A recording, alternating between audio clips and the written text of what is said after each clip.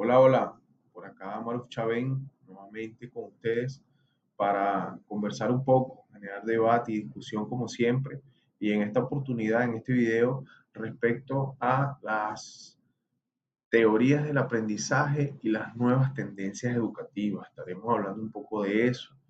hablando con detalle, quizás con más profundidad sobre las teorías del aprendizaje y cuál es su impacto en la sociedad, en esas nuevas tendencias actuales, pero además teorías que han venido evolucionando durante estos últimos años, en las últimas décadas, y que por supuesto tienen un impacto también en las tendencias, esas nuevas tendencias educativas que han generado los cambios sociales, sobre todo en nuestro país, en Venezuela,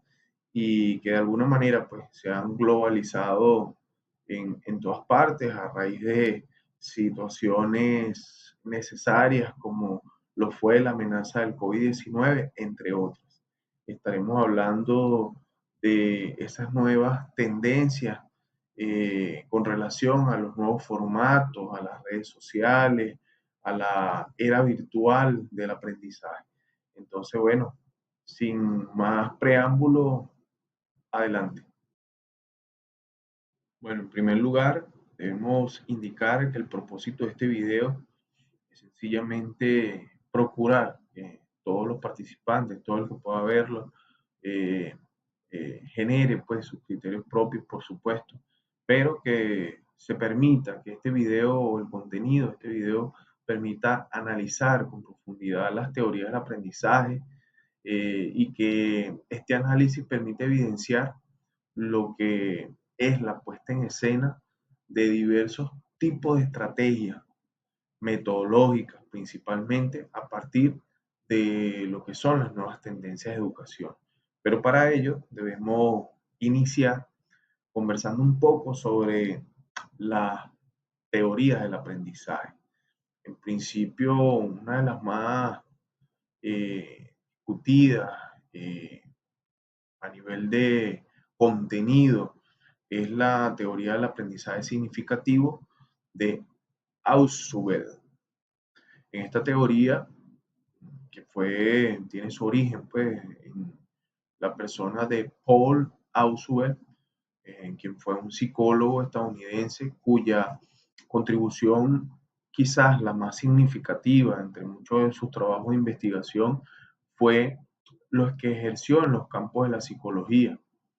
de la educación sobre todo, la psicología de la educación, la psicología cognitiva, el aprendizaje, el desarrollo, investigando sobre todo cómo se organiza nuestro aprendizaje y los avances significativos en él. De acuerdo a esta teoría, que presentaba algunos fundamentos con mucha influencia de Jean Piaget, eso hay que resaltarlo, este autor creía que la comprensión de conceptos, principios e ideas se pueden lograr a través del razonamiento deductivo. ¿Qué significa esto? Que él creía en la idea de un aprendizaje significativo en lugar de lo que conocemos como la memorización o grabarse, leer repetidamente un contenido hasta que quede memorizado de tal manera que no pueda ser olvidado dentro del el cerebro humano. De acuerdo a esta teoría del aprendizaje, estos nuevos conocimientos podrían estar pues en nuestro haber cognitivo, pero comienza justamente con la observación, el registro de acontecimientos y objetos a través de conceptos que ya tenemos previamente en nuestro cerebro. De acuerdo a esto, nosotros aprendemos mediante la construcción de una red de conceptos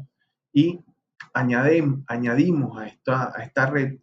nuevos, pero, insisto, de acuerdo a esta teoría, sobre los ya existentes. Estos conceptos o ideas más inclusivas son lo que denominó este autor como los organizadores previos. En cualquier caso, el organizador avanzado está diseñado para proporcionar lo que llaman los psicólogos cognitivos un andamiaje mental, es decir, una estructura que sirve de base para que estos organizadores, el organizador avanzado, pueda permitir el acceso a nueva información. Esto es básicamente lo que plantea esta teoría, hace hincapié sobre todo en la importancia de la recepción de este aprendizaje y que en lugar de aprender por descubrimiento, el aprendizaje significativo justamente contradice lo que es ese acostumbrado aprendizaje de memoria. Para aprender significativamente, las personas deben relacionar los nuevos conocimientos que están percibiendo, que están recibiendo, con los conceptos que sean de mayor relevancia y que ya poseen. Esto en lo que respecta a esta teoría. Y así nos conseguimos también con la teoría del aprendizaje del descubrimiento de Brunner, como lo había mencionado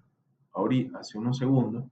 ¿verdad? Para este caso, en esta teoría del aprendizaje, el psicólogo Jerome Brunner planteaba como padre de esta teoría, que además de ser psicólogo, tuvo mucha influencia, sobre todo en la educación, en educadores, como uno de los más influyentes, inclusive en la psicología de la última década del siglo XX. Sin embargo, sus trabajos datan, el desarrollo de esta teoría o de sus investigaciones datan desde los años 60 y básicamente desarrolló una teoría de tipo constructivista que se ha conocido, como dije, en el aprendizaje por el descubrimiento. Es importante resaltar que la característica principal de esta teoría es que eh, fomenta o promueve que el estudiante, el alumno, la persona que está aprendiendo, adquiera ese conocimiento por sí mismo. Esto es la característica fundamental de esta teoría.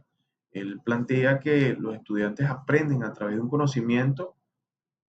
guiado, ¿verdad? Tutoriado,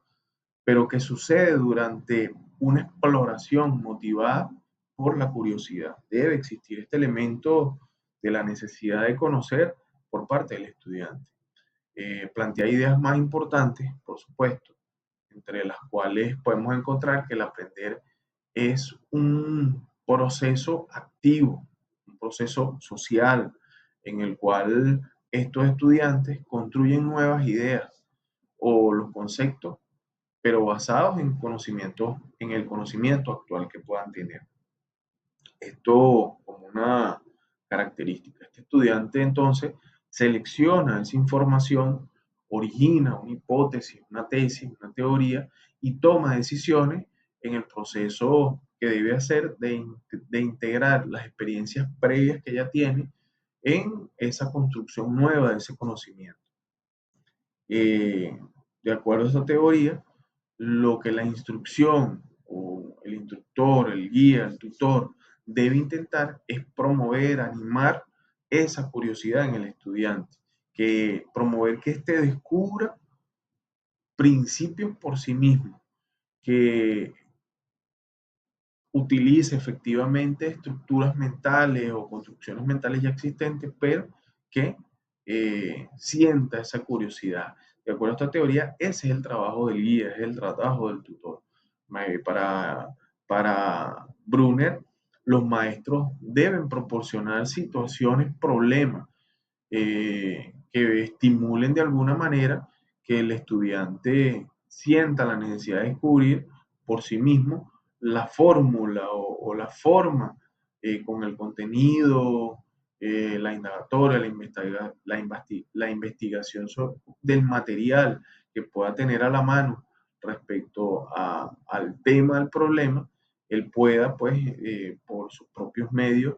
eh, lograr el objetivo de resolver ese problema. El maestro presenta, por ejemplo, una de las fórmulas que plantea Brunner, es el uso de los ejemplos por parte del tutor, por parte del maestro, ejemplos específicos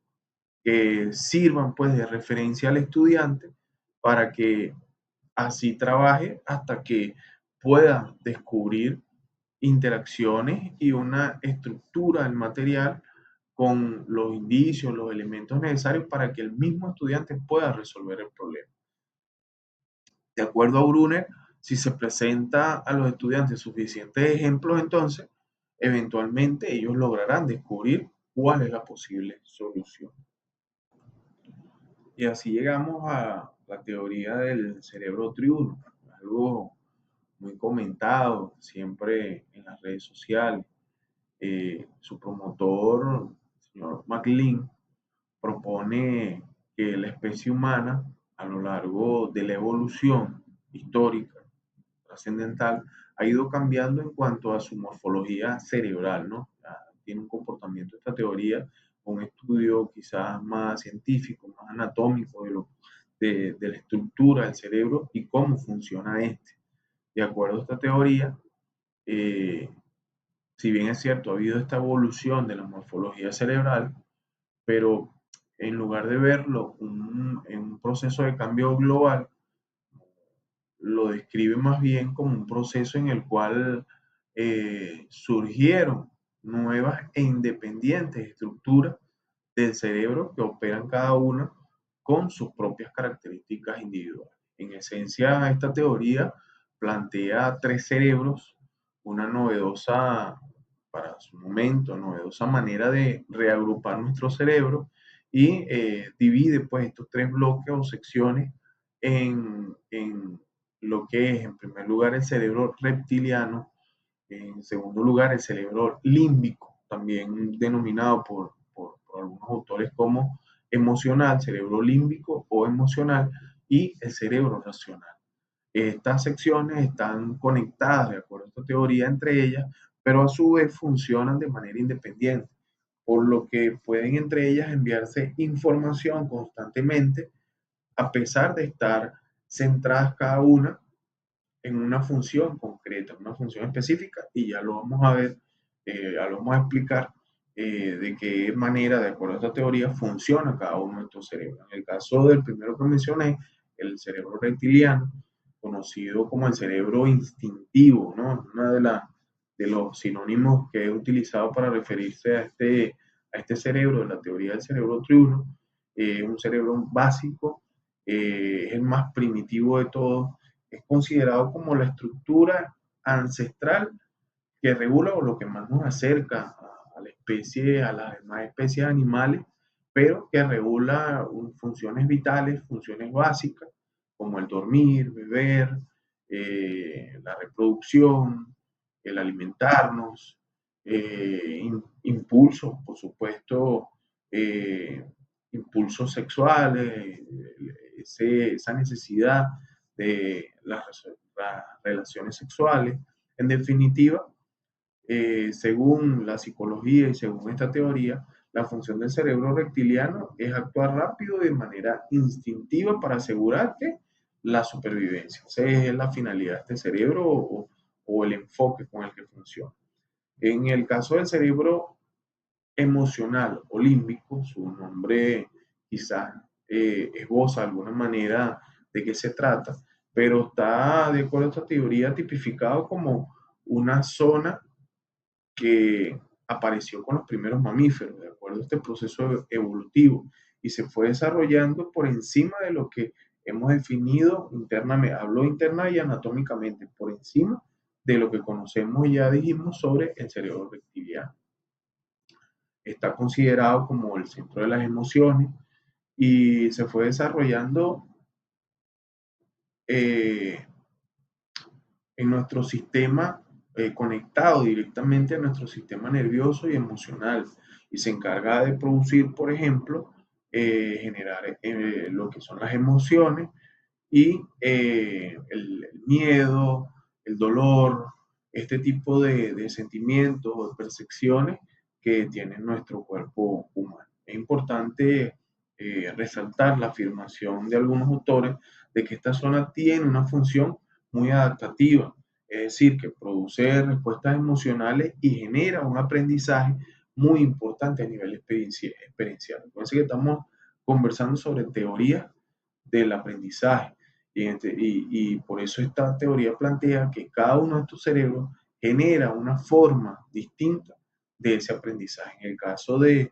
cerebro emocional o límbico, como dije, a través de estas experiencias, estas percepciones, va desarrollando un aprendizaje, por supuesto, muy experimental. En el caso del cerebro racional, o también denominado por algunos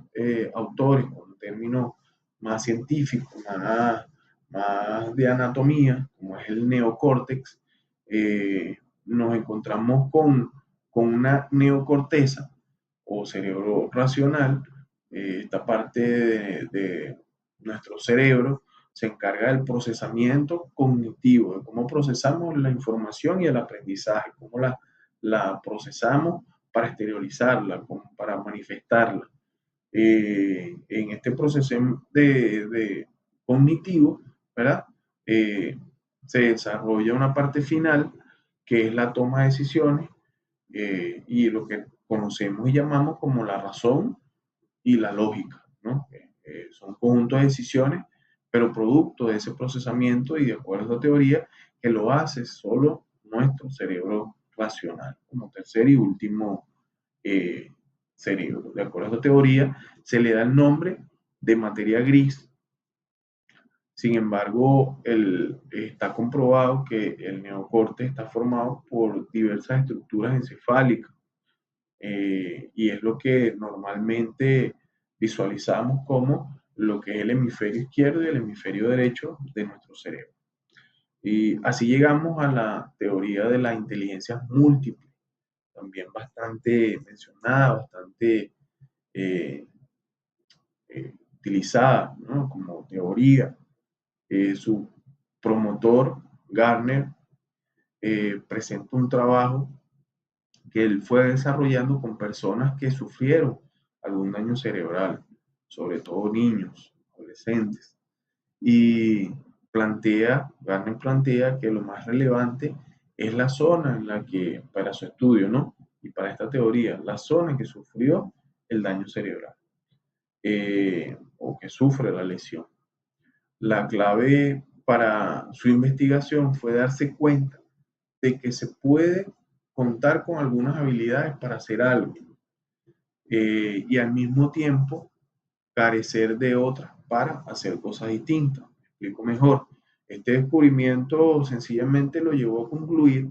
que el término inteligencia estaba equivocado de acuerdo a él, de acuerdo a su teoría, que no existe una sola manera de ser inteligente. Él plantea que mm, no, además de que no hay una sola manera, no, más bien no existe la posibilidad de medir ese grado de inteligencia. Eh, Inclusive, y vemos como otras teorías y otros autores plantean inclusive test para medir el coeficiente intelectual, la inteligencia y tal, pero de acuerdo a esta teoría eso no es posible. El objetivo para Gardner fue convertir la palabra inteligencia, o sea, el desarrollo de su investigación promovió convertir la palabra inteligencia en una palabra plural, es decir, podemos describir al mismo tiempo al ser humano con capacidades humanas distintas en función de la inteligencia predominante, es decir, que existen distintos tipos de inteligencia presentes en el cuerpo humano, en el cerebro humano, y que este, podemos alternar entre ellas, pero siempre la que más se impone, de acuerdo a esta teoría, es la inteligencia predominante. La inteligencia para Gardner no es un conjunto unitario o un bloque que agrupe diferentes capacidades específicas, sino que cada una de estas inteligencias eh, es como una red de conjuntos autónomos y que cada una tiene sus funciones y por supuesto esta red, como toda red, está enlazada entre sí. Para, y en el uso de estas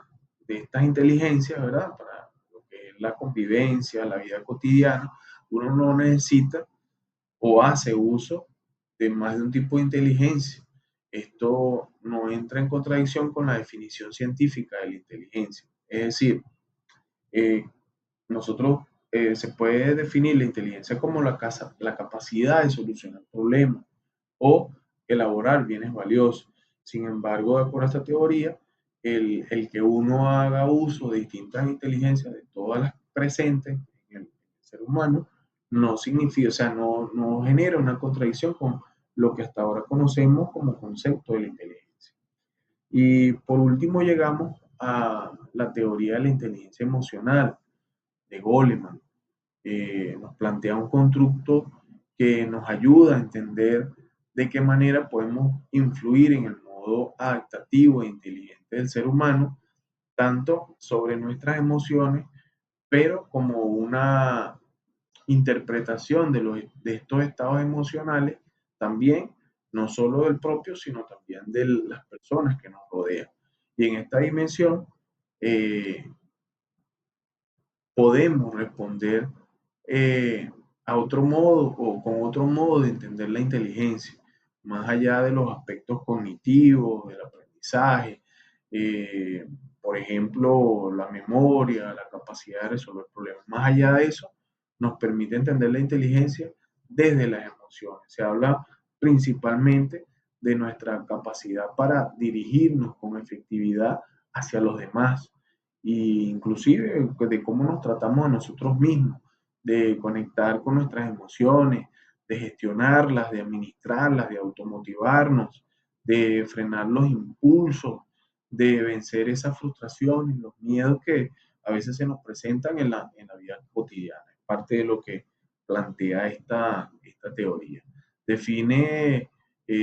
conclusivamente pues la inteligencia emocional como una manera de entender los procesos cognitivos más allá del pensamiento lógico y racional. Es decir, no es que entra en contradicción con ni niega la existencia de la razón, de las respuestas lógicas, sino que de alguna manera establece que el desarrollo de habilidades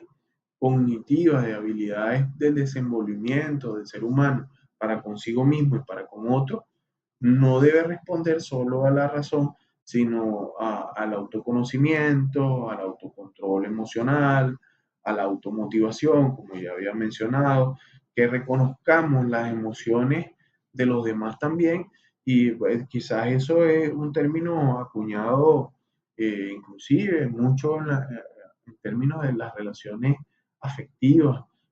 con familiares, por afinidad, por consanguinidad, con las parejas, como es lo que hemos englobado en el concepto de la empatía, ¿no? De cómo debemos eh,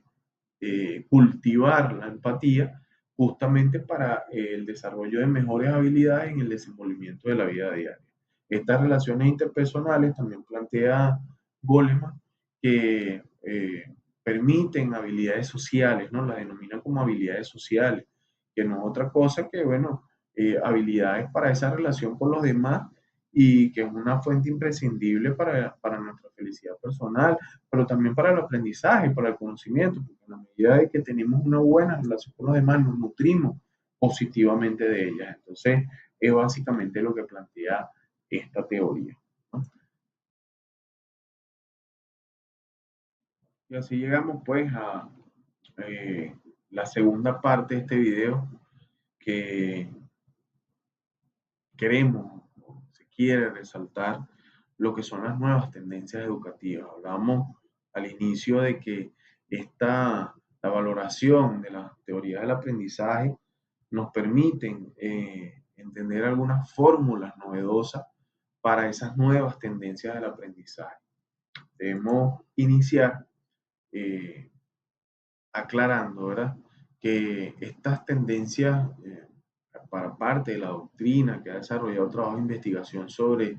esas tendencias actuales y cada una de ellas, desde sus propulsores, inclusive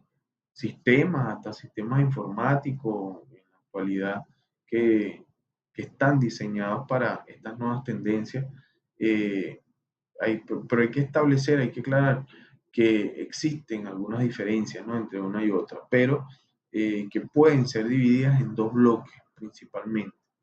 eh, desde dos enfoques principales, y que esto puede representar una diferencia radical y se basa principalmente esta diferenciación en su origen y en el propósito, ¿no? El propósito, la finalidad de cada una de estas tendencias. Por un lado tenemos entonces las unas primeras tendencias que han sido denominadas como tendencias macro o estructurales. Responden a interrogantes de por qué, dónde y para qué cambia la educación dentro del mundo, ¿no? Dentro del planeta. Mientras que existe un segundo bloque, lo que hemos denominado un segundo bloque de estas tendencias, que algunos autores llaman tendencias metodológicas o pedagógicas propiamente dichas, y que estas responden preguntas en el sector educativo o del aprendizaje como este, relacionadas a cómo aprende el cerebro de forma más eficiente. Una fórmula, pues, plantea fórmulas para el aprendizaje más eficiente del ser humano. Entonces, visto este enfoque, dos bloques, vamos a descifrar de alguna manera cada una de ellas y señalar pues cuáles son estas tendencias que hoy día están globalizadas y que Venezuela no escapa de ellas y el sector educativo de Venezuela se ve inmerso dentro de estas tendencias, ¿no? Y así llegamos entonces a diferenciar y ya explicar de manera un poco más profunda cada una de estas tendencias. Estamos con las tendencias que denominábamos macroestructurales, también denominadas macroeconómicas o sociales, y que tienen la particularidad de que son planteadas en un contexto global, en un contexto mundial. Tienen su origen principalmente en factores exógenos, factores externos que han influenciado el cómo el ser humano aprende o quiere aprender o necesita aprender. Tenemos, como lo mencionaba a la introducción del video, al inicio del video, planteaba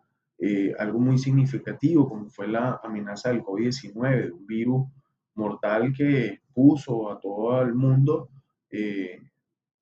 no solo eh, resguardado y en cuarentena, sino que además con un temor sobre el futuro por tratarse de una pandemia muy marcado, con mucha influencia en cómo, en la percepción del ser humano sobre la vida, inclusive también, obviamente, en la fórmula del aprendizaje. Pero también hay otros factores, como la automatización del empleo, que ha generado bastante debate, bastante discusión por lo que esto representa y la amenaza que representa para las fuentes del empleo humano, de la mano de obra especializada, de la mano de obra común. La crisis climática y, por supuesto, que es un fenómeno quizás ya bastante conversado, como lo es la globalización, principalmente generada a través de las nuevas tecnologías de la información y la comunicación, mm, principalmente, pues, para la redundancia, en la Internet, en cómo nos conectamos, con cómo la posibilidad de que solo en segundos nos conectemos con cualquier parte del mundo. Estos tipos de factores son los que han originado estas nuevas tendencias. Estas tendencias no nacen dentro de un laboratorio de pedagogía, no es alguien que plantea una teoría de cómo aprendemos y genera pues un guión establecido al respecto, ¿no? Son los cambios justamente de la vida los que han generado estas nuevas tendencias. Como decía, no se desarrolla en un laboratorio, nacen de la obligación de la realidad hacia el mundo, de crisis, de revoluciones, de avances tecnológicos, de situaciones económicas, inclusive cambios políticos. Venezuela tiene mucho de eso. Responden a preguntas de por ejemplo, pudiéramos preguntarnos qué exige la sociedad hoy en día eh, en materia de educación para que el ser humano pueda sobrevivir y sea productivo el día de hoy, además que pueda tener una esperanza de vida un mañana. Como lo dije entonces, está marcado este tipo de tendencia en su origen, diferenciándola de otras, principalmente en estos factores externos. Sin duda, para mí, uno de los más importantes en la última década, la amenaza del COVID-19 y la cuarentena necesaria que fue global, prácticamente abarcó a todo el planeta. De esta perspectiva, entonces, estas tendencias actuales varían, ¿no? De acuerdo a la realidad propia de cada país. Esto es otra característica de este tipo de tendencias que están sectorizadas, están geográficamente distribuidas de acuerdo a las propias realidades de los países, más allá de continentes, de regiones, más allá de muchas similitudes, que sin duda que vamos a resaltar más adelante algunas de ellas, pues que tienen bastante presencia en prácticamente todo el mundo y que pudiera decirse, denominarse como tendencias comunes. Existe entre ellas, vamos a mencionar algunas, vamos a hablar de una que para mí ha sido uno de los cambios más importantes en cómo vemos el aprendizaje y en las posibilidades que tenemos al respecto, cada uno de los seres humanos en el mundo actual, y es la educación virtual. Las plataformas de educación virtual y una vanguardista, quizá de eso en el contexto de nuestro país, en la Universidad Bicentenaria de Aragua, a través de sus plataformas de aprendizaje, hoy día y desde hace un tiempo, desde antes de la pandemia inclusive, planteaba la necesidad de que el estudiante pueda en esa distribución del tiempo adentrarse en una plataforma de nuevas tecnologías que permitan mantener una conexión virtual con sus tutores, con sus docentes, en fin, con todo el escenario de la universidad,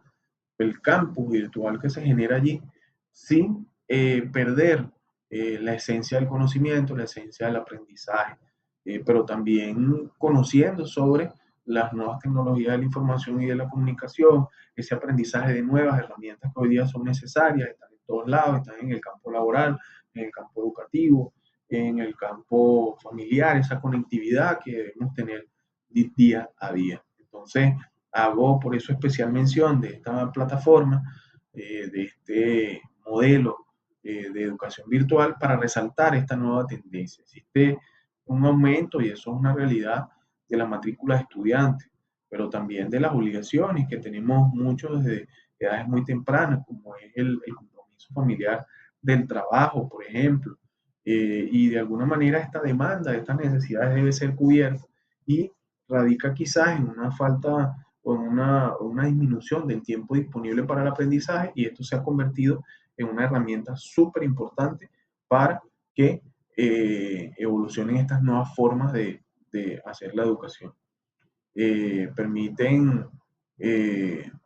entonces, en conclusión, que las personas por razones laborales, personales, hasta familiares, una ama de casa que está dedicada por completo a la educación de sus hijos, a la formación de sus hijos, a la atención del hogar, perfectamente a través de las plataformas de educación virtual puede profesionalizarse. En el entendido, bueno, de que esos chamos, esos hijos van a crecer y que de alguna manera ese aprendizaje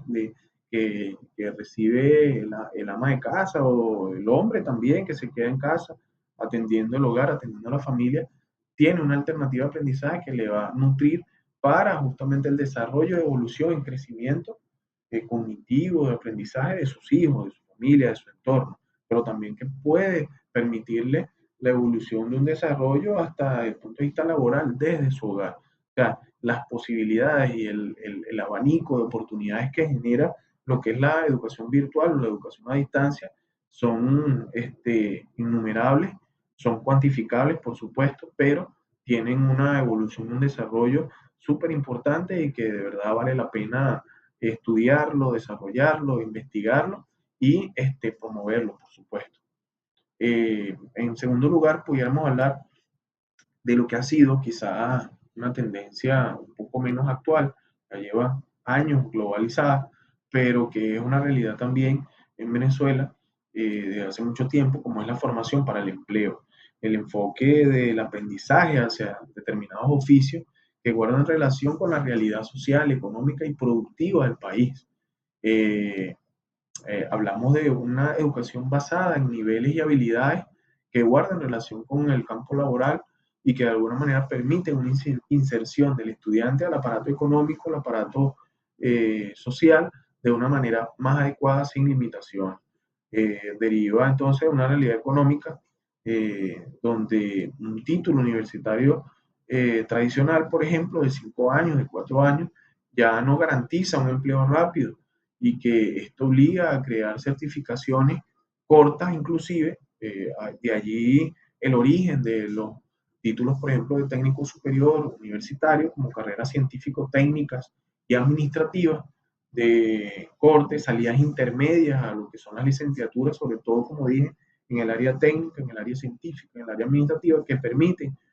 acelerar el proceso de inserción laboral del estudiante de una manera más inmediata. Este,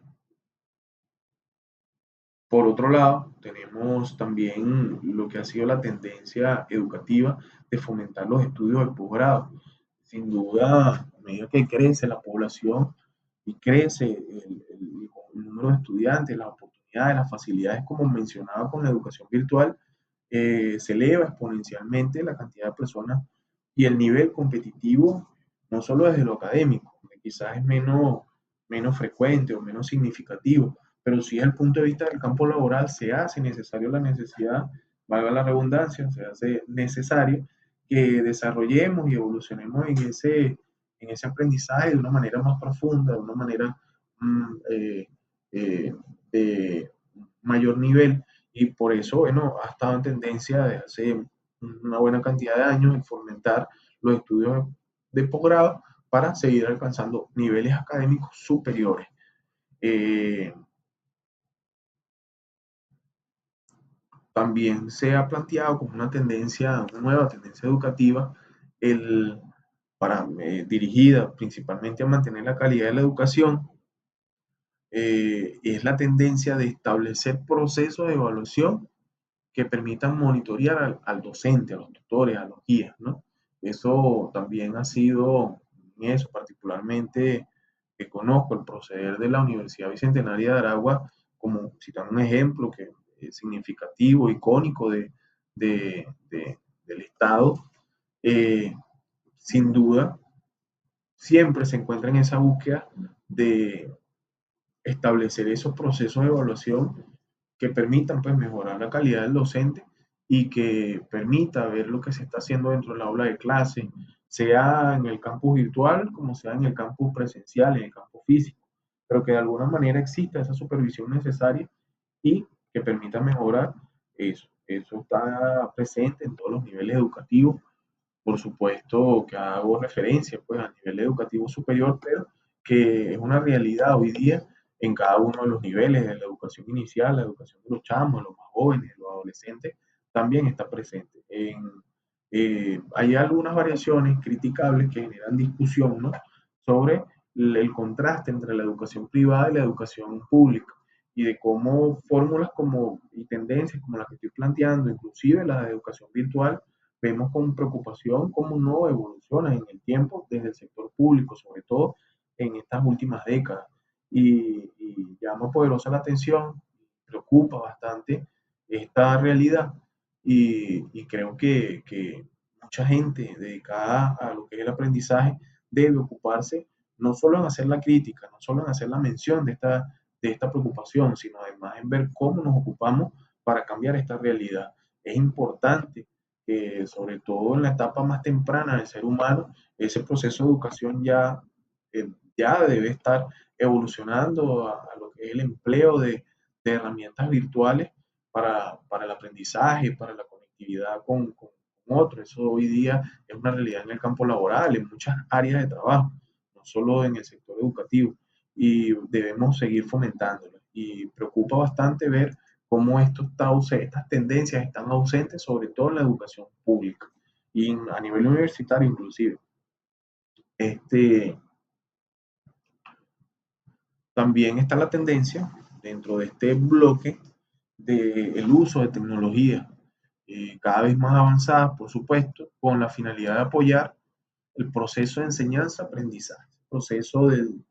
la información, de cómo llega al estudiante, cómo llega al alumno, sin duda lo que denominamos, o sea, simplificado, ¿no?, en las siglas TIC, que no es otra cosa sino las tecnologías de la información y la comunicación, y de cómo a través de foros, blogs, videoconferencias, bueno, hay un sinfín de herramientas, estas tecnologías, eh, que permiten hacer simulaciones inclusive virtuales, de un aula de clase. Entonces, sin duda la tendencia del empleo youth, hacía mención de eso hace un rato cuando hacía manifestaba la preocupación que existe sobre cómo no se está utilizando algunas de estas herramientas, sobre todo el entorno virtual, eh, las,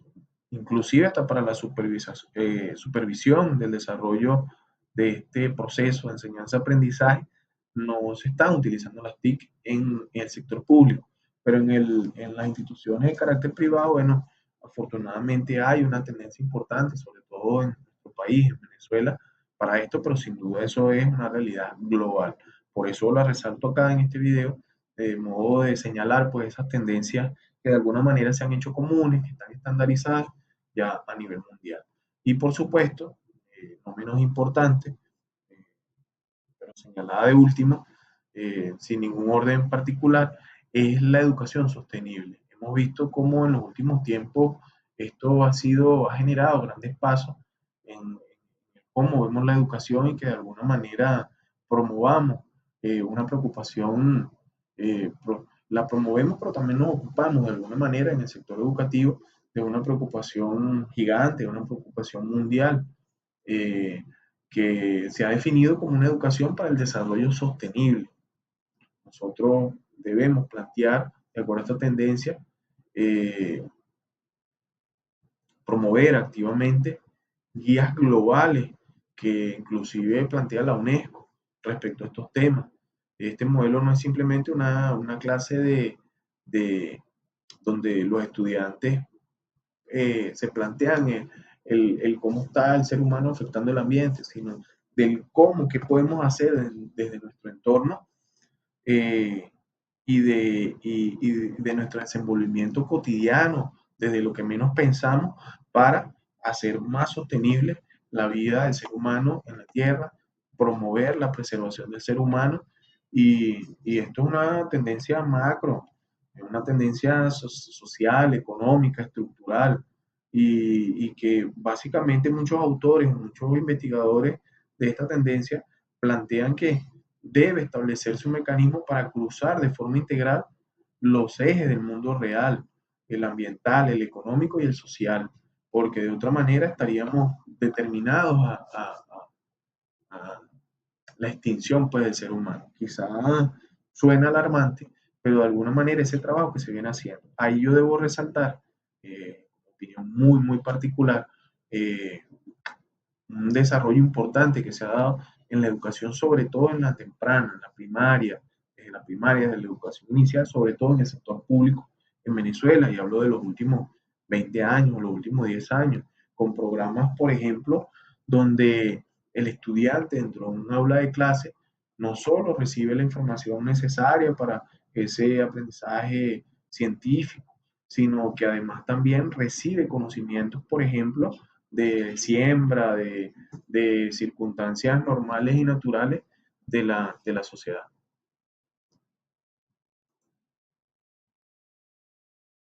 Y así llegamos a la tendencia, al bloque de tendencias, al segundo bloque de tendencias, ¿verdad? Que hemos denominado tendencias metodológicas o neuroeducativas. Hay autores inclusive que plantean que estas tendencias son la herramienta práctica, a caso distinto, hablamos ahorita de las que son tendencias macro, representan un andamiaje, una estructura. En este caso, son tendencias más cercanas al aula de trabajo, al aula de clase, y responden a un origen distinto. Estas tendencias operan a nivel, como dije, de un salón de clase o directamente con el individuo. No están entonces intrínsecamente ligadas a circunstancias de la geopolítica o la economía, sino más bien de cómo funciona la biología y la psicología del aprendizaje del ser humano, para que cómo es el proceso de absorción de información de manera rápida, efectiva y por supuesto menos estresante. Entonces, tiene su origen prácticamente en lo que es la investigación científica. Como habíamos dicho en el primer grupo de tendencias, responden a cambios sociales, económicos del país. En este caso, estas tendencias metodológicas eh, tienen su origen en la investigación científica,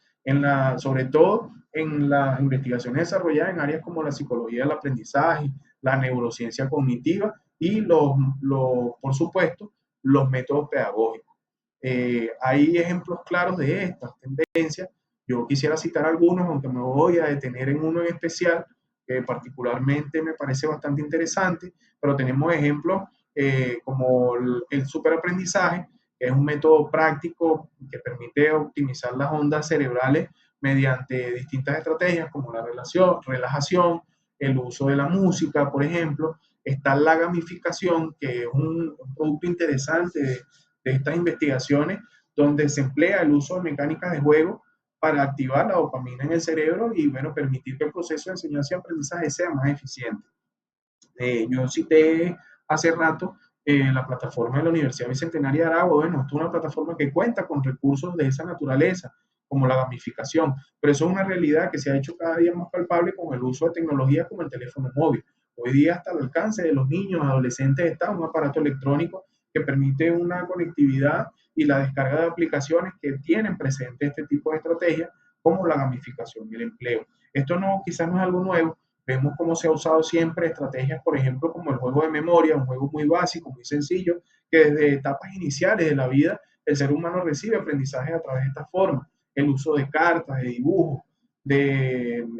juegos de memoria, donde el individuo o el niño o el adolescente tiene que memorizar no solo el contenido visual que tiene presente en la carta, sino además el punto de ubicación de esta en un espacio, en un universo. Entonces, son fórmulas que pueden ser utilizadas también para el aprendizaje y que en esta última década, las tendencias que estoy señalando, hay muchas, están planteadas pues desde estos últimos tiempos, unas que han tenido una proliferación o una promoción bastante importante y el desarrollo de muchas investigaciones al respecto en las últimas décadas. Tenemos también estrategias vanguardistas como el aprendizaje basado en proyectos. Pero planteaba que la Universidad Bicentenaria de Aragua, por ejemplo, como un ícono dentro del país, dentro de Venezuela, también a nivel de Latinoamérica, tiene este tipo de estrategias que permiten al estudiante el desarrollo, por ejemplo, de un proyecto con un lenguaje inclusive cercano al de esas estrategias macro que yo señalaba, como la del desarrollo de habilidades para un oficio, para una debida inserción laboral, y en el caso del aprendizaje basado en proyectos, le permite incluso al estudiante generar un producto que puede ser hasta factible económicamente, como áreas de emprendimiento. Bueno, tiene una profundidad bastante interesante, una técnica que permite fijar el conocimiento a través de la acción. El estudiante va desarrollando lo que va aprendiendo, entonces resulta bastante interesante. Me quiero detener en el superaprendizaje para desarrollarlo un poco más, porque parece bastante interesante. Es algo que está en un apogeo bien importante, pero que además siempre se ha creído que puede ser utilizado o es más común la aplicación en escenarios de aulas de aprendizaje para personas con discapacidad, por ejemplo, con autismo en sus distintos niveles, con lesiones cerebrales, pero está comprobado que el superaprendizaje es una estrategia que de alguna manera venimos utilizando muchas personas hace mucho tiempo y en nuestro entorno, y que quizás desde el punto de vista metodológico no se visualiza como una estrategia, pero que definitivamente lo es. Es como una adquisición acelerada de conocimiento y esto es cada día más importante y cada día más frecuente. Todos queremos aprender mucho y muy rápido. Pero entonces como esa adquisición acelerada de conocimiento, fluida, de una manera fluida, pero tiene una característica particular, y es que estas estrategias justamente procuran que este crecimiento de información o de conocimiento acelerado y fluido sea sin estrés, sin generarle un estrés al individuo, porque si no se pierde el objetivo de la estrategia o no se fijan los conocimientos de manera adecuada. Se trata de un proceso de aprendizaje basado en una presencia sensorial o una presentación sensorial muy rica, muy enriquecida, donde por medio de canciones, dramatizaciones, juegos, inclusive parecido a la gamificación o con elementos de esta, y más la imaginación, creatividad, diálogos, roles, hay muchas estrategias, entre otras, pero que cada una de ellas garantiza que se cumplan los objetivos del contenido que se quiere desarrollar de una manera más entretenida, más divertida y eficaz al mismo tiempo. Involucra aprender a aprender, eso está más que evidente, más que claro, con todo el cerebro inclusive, Quiere decir que las cosas que se tienen que aprender se deben sentir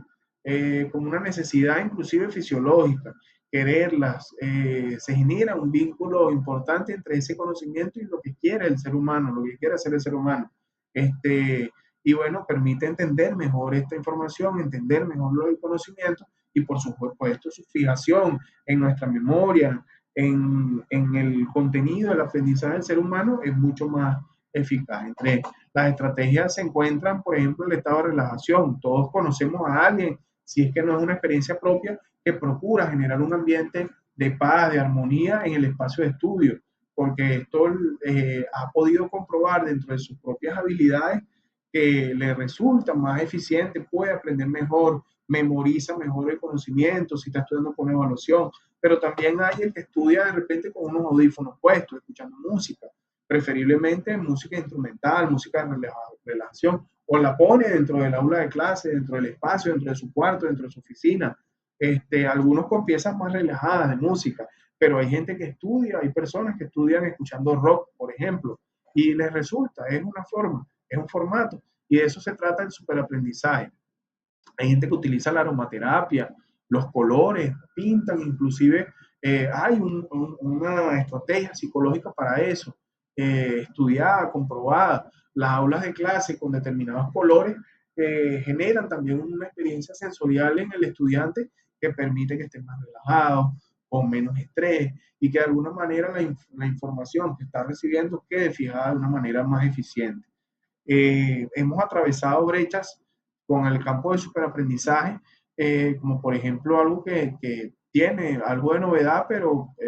cada día se ha popularizado más, como es el uso de los mapas mentales. El mapa conceptual típico, tradicional que todos conocemos, donde ciertamente es una forma creativa de aprendizaje, pero seguimos manejando textos, seguimos manejando componentes de contenido que más allá de que sean un resumen, no deja de ser mucha información para ser procesada. Se habla entonces de mapas mentales más creativos, con el uso solo de imágenes. Hay imágenes que se traducen en todo un conjunto de información y que el espectador o el estudiante de solo verlas sabe de qué se trata. Entonces,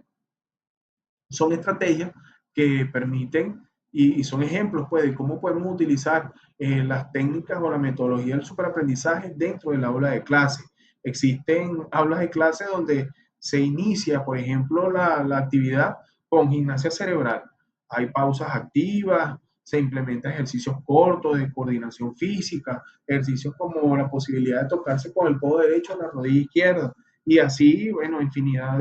pero lo que sí está comprobado es que este tipo de movimientos de coordinación, eh, por ejemplo, activan el flujo sanguíneo, reducen la fatiga mental, preparan pues al estudiante para procesar nueva información y con mayor agilidad. Es importante comprender que como seres humanos nuestro sistema de aprendizaje no está solamente en la mente. De acuerdo a esta tendencia, o a quienes estudian esta tendencia, nosotros también aprendemos con el cuerpo. Y prueba de ello puede ser quizás esa, lo que llamamos, o a veces coloquialmente decimos, la memoria muscular o los reflejos, ¿verdad? Porque de alguna manera, y es un aprendizaje que recibimos hasta desde niños, en el ambiente está, cuando nosotros aprendemos, por ejemplo, que encender un fósforo, encender la cocina, puede generarte un daño físico, a veces lo aprendemos justamente porque hemos sentido el calor al acercar las manos, y eso nos genera un temor. Ese aprendizaje, bueno, justamente el cuerpo está aprendiendo también que ante una manifestación sensorial hay una reacción y ya se vuelve después un reflejo, ¿verdad? Tocamos algo caliente e inmediato quitamos la mano. Entonces, es básicamente parte de lo que plantea esta metodología, basada principalmente, bueno, que nuestra capacidad de aprender se va desarrollando de acuerdo a cómo y qué experimentamos en el diario, en el día a día, de diario. El superaprendizaje consiste, en resumen, en sistematizar y optimizar la manera en la que aprendemos. Tiene tres características principales. Es multisensorial, por ejemplo, porque la idea es que estimule todos los sentidos. Cuando hablamos de colores, de repente estimulamos obviamente utilizamos el sentido de la vista, pero quizás estimulamos otras cosas, igual con los olores, con los sonidos, con la música o quizás todas al mismo tiempo. Entonces, sin duda, tiene un enfoque multisensorial. También la caracteriza, aparte de la doctrina, los estudiosos del superaprendizaje, como una gestión de qué, del estado emocional. Utiliza técnicas de relajación profunda, sugerencias positivas, la motivación para eliminar el estrés, estrategias para eliminar el estrés, el miedo al fracaso, es discutido, es debatido, es conversado, las barreras mentales, todo eso se trabaja. Entonces, sin duda, parte de sus características es esa gestión emocional, pero también se presenta como una estrategia que se caracteriza por un contenido bastante científico y biológico de cómo funciona nuestro cerebro, por la activación, por ejemplo, de los ambos hemisferios, como lo mencionaba hace rato. Quiero hacer un paréntesis también para destacar algunas características de otra tendencia que responde al primer bloque, pero que quise dejarla para el final, cierre del video, eh, por justamente la importancia que tiene hoy día. eh, en lo particular considero que la experiencia del COVID-19 quizás dejó sin duda muchas circunstancias en todos los seres humanos a nivel mundial eh, que marcaron pues nuestras vidas de manera importante en cómo vemos la perspectiva de algunas cosas, en nuevas formas de hacer las cosas, inclusive en el ámbito del aprendizaje, en el ámbito del estudio. Entonces, quiero hacer una especial atención con respecto a la tendencia de lo que es la educación virtual, como un elemento bastante estandarizado, bastante importante a nivel eh, global y que de alguna manera representa pues una, el uso de la tecnología, que también ha venido en un importante desarrollo, sobre todo la tecnología en materia de informática, en la conectividad del mundo, de cómo estamos solo a un clic de un aula de clases, de un colectivo de personas. Entonces, esta estrategia o esta tendencia de la educación virtual o la educación a distancia, para mí representa una herramienta súper especial para eliminar las barreras que existen hoy en día respecto al límite de tiempo del ser humano, de las múltiples tareas que en el día a día se tienen que hacer, pero también en el espacio, inclusive hasta el espacio físico. Vemos como universidades, por ejemplo, pueden contrarrestar de alguna manera el volumen de estudiantes, de las oportunidades de estudio, eh, justamente en su entorno físico, en el espacio físico, en la capacidad física que tienen, con estrategias como la educación virtual. Se puede masificar aún más la educación. Entonces, resulta bastante importante que podamos transformar a través de esto el rol de estudiante de un actor presencial, de un actor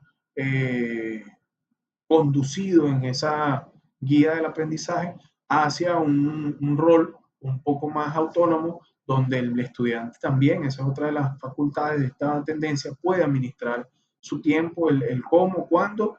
y qué aprende inclusive. Entonces, yo quiero resaltar tres características fundamentales de esta tendencia. Una es su ubicuidad, esa flexibilidad que tiene, ya que permite el acceso al conocimiento desde cualquier lugar, desde cualquier dispositivo. Citaba y quiero seguir utilizando ese ejemplo, el de la plataforma virtual, porque es una plataforma de vanguardia que ya existía previo a la pandemia, previo a la cuarentena generada por la amenaza del COVID, pero que estaba la Universidad Bicentenaria de Aragua preparada para asumir este rol y fue bastante importante como una opción de estudio para que muchas personas, muchos estudiantes, muchos jóvenes, inclusive desde sus casas, resguardando su salud, no perdieran tiempo, pudieran igual inscribirse, igual generar conocimiento, igual estudiar. Entonces, ha sido una experiencia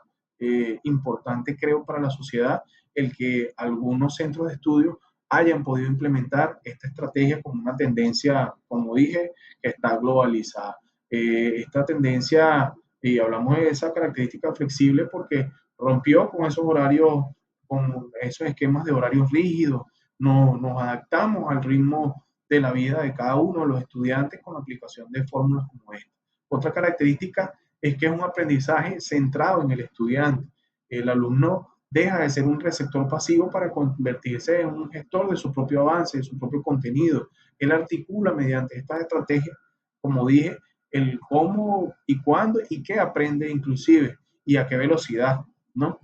Procesa esos contenidos.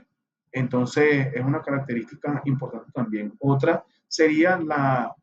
como ya había trastocado, la mediación tecnológica avanzada, ya que cada día esta tendencia utiliza herramientas digitales, plataformas, LMS, inclusive inteligencia artificial, realidad virtual, lo había señalado en otros ejemplos, y permite pues un análisis de datos para personalizar la enseñanza, y esto lo voy a explicar más adelante, porque eso permite una evaluación en tiempo real del nivel de conocimiento que está adquiriendo el estudiante y el que ya tiene. Entonces, el cómo se aplica esta educación virtual como tendencia educativa actual, vigente, en auge, en mucho crecimiento, eh, debemos estudiar justamente cómo se aplica en el diseño de programas y cursos modernos en sus distintos niveles. Eh, Tenemos fórmulas, por ejemplo, y paso a citar algunos ejemplos, cómo el microaprendizaje se ha convertido en una plataforma muy, muy utilizada. ¿Con el empleo de qué? Principalmente este tipo de herramientas, el teléfono móvil. El microaprendizaje consiste en cursos diseñados en lecciones cortas de 5 a 10 minutos cada día o cada clase y el estudiante escoge cómo, cuándo y dónde las ve, con un contenido muy interactivo y cuestionarios muy rápidos. Hay herramientas como por ejemplo Duolingo, que es una aplicación móvil para el aprendizaje de idiomas. Hay otras como EdApp, son plataformas móviles basadas en microlearning o microaprendizaje, microlearning por su